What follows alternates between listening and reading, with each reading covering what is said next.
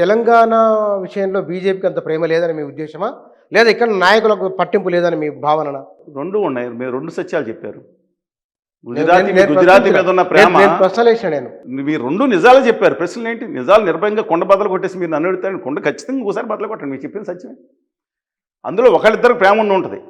కానీ ఇప్పుడు బండి సంజయ్ గారు పవర్ఫుల్ లీడరు. ఆ పార్టీని డెఫినెట్ సరే ఏదన్నా కానీ ఒక మాటలా. కానీ నేను అడుగుతా ఉన్నాను, ఆయన అమిత్ షా గారు ఇప్పుడు అంజయ్ గారి గొడవ జరిగినప్పుడే మనకు ఆత్మగౌరవం వచ్చింది. తెలుగువాడు ఎవడన్నా కానండి మొత్తం అంతా. ఇవాళ అమిత్ షా గారు చెప్పులు మోసారంటే ఒక రాష్ట్ర అధ్యక్షుడి కింద, ఒక ఎంపీ కింద ఆయన ఇంట్లో మోసుకోమనండి, ఏమైనా చేసుకోమనండి.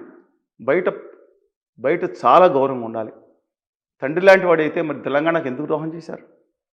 తెలంగాణకి గత 12 సంవత్సరాల బడ్జెట్ వెనకమాల బడ్జెట్ దగా నిరంతర దగా అని చెప్తున్నాను. ఇవాళ ఏం చేశారు వీళ్ళు? అతి తెలివిగా ఏం చేశారు తెలుసా? ఆంధ్రప్రదేశ్ తెలంగాణ మధ్య చిచ్చు పెట్టారు. ఇది వీళ్ళు చేసింది. ఆంధ్రప్రదేశ్ పోలీసులు తెలంగాణ పోలీసులు కనుక నాగాన్ సాగర్ దగ్గర కొట్టుకునే పరిస్థితి తీసుకొచ్చి వీళ్ళు కొట్టుకుని ఈ తెలుగు జాతి గుజరాతీ పాదుషాల దగ్గర బానిసగా ఉండాలని చెప్పండి. గుజరాతీ అంటే అందరూ గుజరాత్ గొప్పవాళ్ళు ఉన్నారు.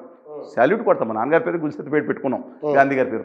మేము శాల్యూట్ కొడతాం. ఎందుకంటే పటేల్ గారికి ఎందుకు జాతీయ నాయకుడు చూసాం. మోడీ గారు అన్నట్టు తెలంగాణకు వచ్చి గుజరాతీ ఆప్కో మీకు స్వాతంత్రం ఇచ్చాడు, ఇంకో గుజరాతీ వచ్చాడు.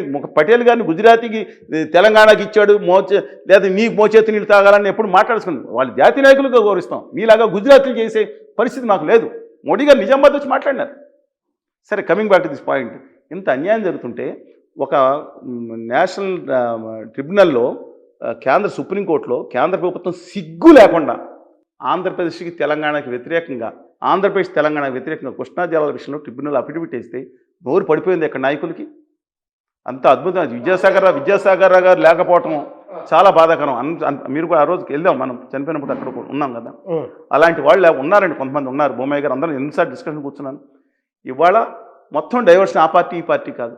నేను తెలుగు జాతికి అన్యాయం జరుగుతున్నా. మోడీ గారు జీవి ఇచ్చి ఇద్దరిద్దరు కొట్టుకోమని చెప్పి మీ ఇద్దరే కొట్టుకు సావండి అని చెప్పి జీవి ఇచ్చారు.